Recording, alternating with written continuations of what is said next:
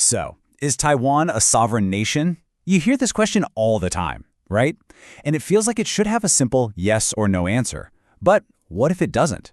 What if it's actually this incredible historical and legal puzzle that's been playing out for decades? We're going to get into it, because trust me, the real story here is way more complex and honestly, way more fascinating than you might think. You know, this whole massive debate really comes down to one core question. After World War II, when Japan surrendered and gave up its 50-year colonial rule, who legally got Taiwan?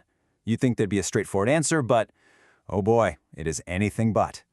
And right here, this is where everything you thought you knew gets turned upside down. Check out this quote. It's from 1949 from none other than Chiang Kai-shek, the leader of the Republic of China. He says point blank that Taiwan's status is a trusteeship. A trusteeship. He's basically admitting it's not a done deal. I mean, think about that. The guy who moved his entire government to Taiwan is saying its final status is still up for grabs. This one quote just blows the whole standard story wide open. All right, so here's how we're going to break this all down. First, we'll dig into that post-war mystery. Then, we'll talk about how sovereignty is even decided in the modern world. After that, we'll look at a huge moment of self-determination for Taiwan. And finally, we'll connect all the dots to the debate that's happening today. Okay, let's jump right in. Part 1. The post-war mystery. This whole idea of Taiwan's unresolved status, where did it come from? Well, it all goes back to the end of World War II and the peace treaties that followed. So, let's set the scene with a quick timeline. 1945. Japan surrenders, World War II is over.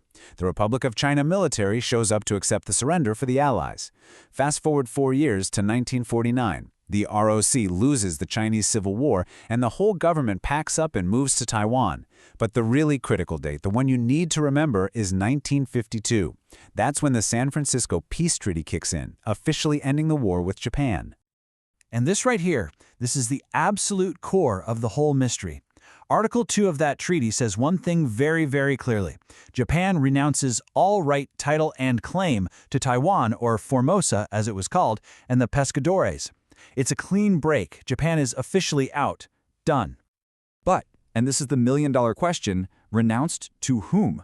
The treaty just doesn't say. It never hands sovereignty over to the ROC or the PRC or anybody. It just leaves this void, a legal black hole. And that silence, that's the birthplace of the whole undetermined status idea. So if Japan gave it away to nobody in particular, then who gets to decide what happens next? Okay, so with this big legal question mark hanging in the air, where do we look for an answer? Well, this is where modern international law steps in with a really powerful idea, one that's designed for exactly this kind of mess. And that big idea is the right of self-determination. You'll find it written into major international laws. The concept is actually pretty simple, but it's a total game changer. It says that all peoples get to decide their own political future. It's this fundamental shift away from the old-school thinking where land was just a chess piece for empires to trade back and forth. So you basically got two different ways of looking at this. There's the old way, path 1, which is kinda might makes right. Whoever's there and running the show, well, it's theirs. But then there's the modern way, path 2, which is all about what the people want. It says sovereignty comes from the will of the folks who actually live on that land, expressed through democracy. So, how does all this talk about self-determination connect to Taiwan? Well, that leads us right to our next part, the moment when you could argue the people of Taiwan took matters into their own hands and settled that undetermined status once and for all. We have to talk about one year in particular, 1996. You have to remember, for decades, Taiwan was a one-party state under martial law.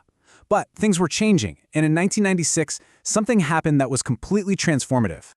That was the year of Taiwan's very first direct presidential election. And people were energized. Look at that turnout, over 80%. This wasn't just about picking a leader. It was a massive collective statement. In fact, a lot of legal experts look at this exact moment and say, that's it. That's the people of Taiwan exercising their right to self-determination. They chose their own government, gave it democratic legitimacy, and in doing so, they basically answered the question of their own status. Okay, so that brings us right up to today. With all that history and legal theory in mind, what does the debate look like now? Well, it's led to a really pragmatic, real-world way of thinking about Taiwan's sovereignty. And one of the best ways to understand this pragmatic view is through an analogy. Some call it the borrowed shell idea or a reverse takeover. It sounds like something from the business world, and, well, that's exactly what it is. Let's break it down.